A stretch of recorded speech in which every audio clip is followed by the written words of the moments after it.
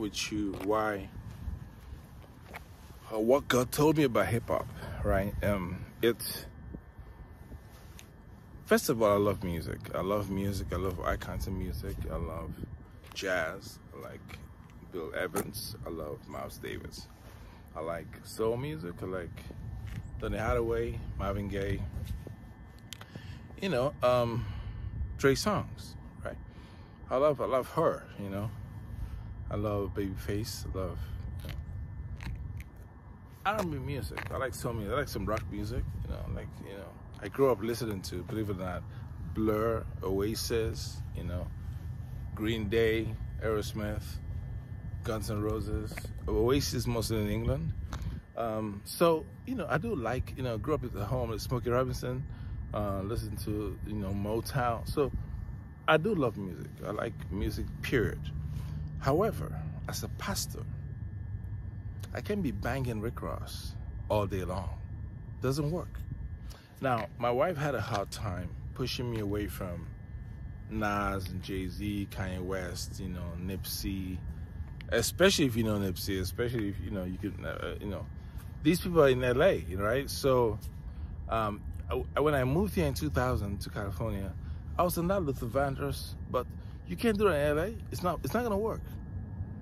Within a few months of being in Watts and hanging out and teaching in high school, man, my playlist was gangster, right? For sure. But when you want to transition from that to Donnie McCracken, Kirk Franklin, B.B. Winans, right? It does take some time. It just takes some kind of intervention, right? Now, they'll always warn me about it. Frank can't do this. You can't do both. You cannot do both. My wife always hits me with that. First 2 years of being a pastor, that was that. You know, she's talked to me about that, right? And now here's the thing. In the year 2020, I believe I only bought one album. That was Nas. And he won 2 Grammys, or Grammy or so. It was a Grammy award-winning album, so I was very proud of that, right? Then he did King's Disease. That was King's Disease, right? But here's what God told me about hip-hop with respect to his serving him. This is exactly what he told me. I was in a trance again, and God said to me, listen, I know you like beats by Kanye West. Jesus Walks. He's doing Jesus is King. I can understand you. Hold on, guys. I'm trying to change. I'm outside trying to see if I can get a little light. Hold on, guys. I'm trying to change. I'm outside trying to see if I can get a little light. I'm losing a little light, but I want to try and finish this, right? I was saying that although that when people see hip-hop, they have the wrong idea. I understand that. I can understand someone having the wrong impression about hip-hop, right? But hip-hop to me is like a civil rights. It's the single most important voice of black men in American culture. It represents an empowering voice, a strong statement that scares people. It strikes fear in the hearts of people that don't understand it, right? It doesn't always have to be conscious hip-hop.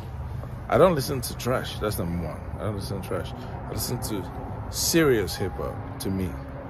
I think it's, you can go from everywhere from Nipsey to Rick Ross to Jay and Ye and Black Thought, Karis One. And, you know, the thing about it is,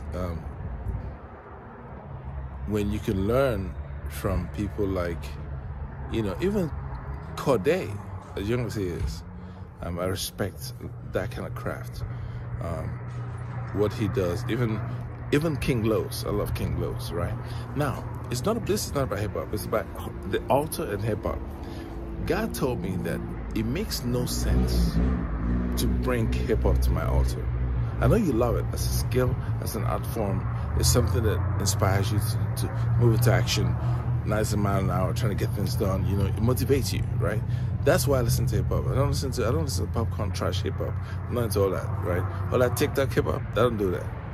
So, you know, Justice League production by, you know, Hit Boy doing something with Nas. That's what I listen to, right? However, God told me that in his altar, I must refrain completely from thinking of hip-hop or being in that zone when I approach him. This is just what he said to me specifically. So, although my wife has always been on my back about this and mixing, you can't mix it too. That's true. But when I listen to Miles Davis, Kind of Blue, working with Bill Evans, the chord arrangements, when I listen to Quincy arranging, whether it's Color Purple or something else, right? I respect that art form. And in hip hop, I see Kanye West arranging, Twisted Beautiful Fantasy or whatever he's doing, Thunder, production on his work across the body of work that he has. It's as strong as Picasso or any other artist at that time. And I respect that art form for that reason, not for the profanity or the drugs or the guns. I don't do all that. That's not why I listen to it. It's an art form in its own right? However, in the place of Christianity, the spirit that works with hip-hop does not work.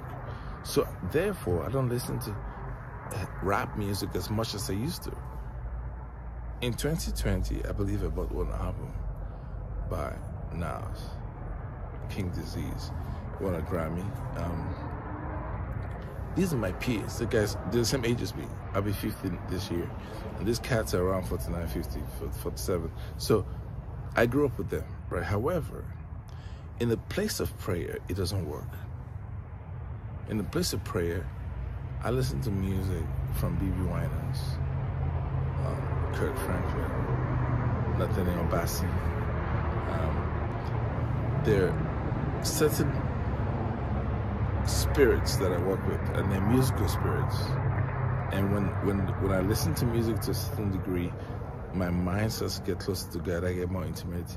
Things start to flow through me because I'm in a place of worship, in a place of deep meditation with music.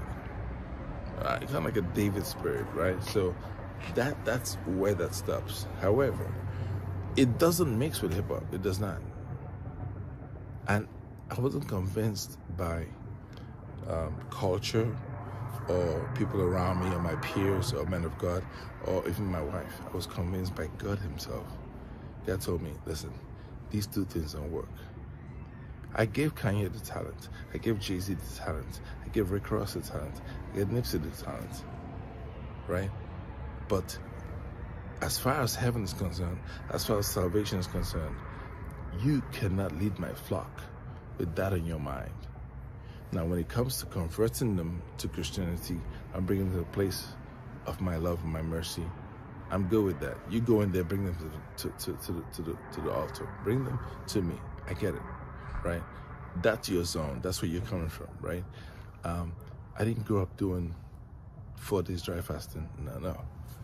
I didn't grow up doing like chain prayer across the board or being in the mood of prayer, no, or just prayer points flows to my, no, that's not how, I didn't grow up like that. Yes, we're Christians, yes, we're Sabbatarians, but it wasn't as intense as it is now for me.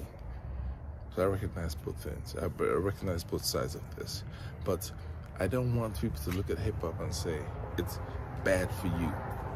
It depends on what you listen to. It depends on how you perceive what you listen to. Right? You can listen to Celine Dion or Whitney Houston and see evil in it. You can listen to really beautiful music and see things that are not of God in it. Hip-hop by nature is aggressive, sometimes polarizing, but it's not completely evil. However, in a place of prayer, in a place of worship, in a place of meditation with God, it does not work. It does not have a place at all. In fact, almost every kind of genre of music has no place in what God wants to do. Especially when you're working with God. It doesn't make any sense to mix it. God absolutely has control of any expression of musical artistry that I demonstrate in the place of serving him. He has the final say. So when he told me, listen, this doesn't work with me, I stopped it. It's done. I recognize the talent and gift in those guys, but I don't bring it to the place of God. That's all I have to say about that.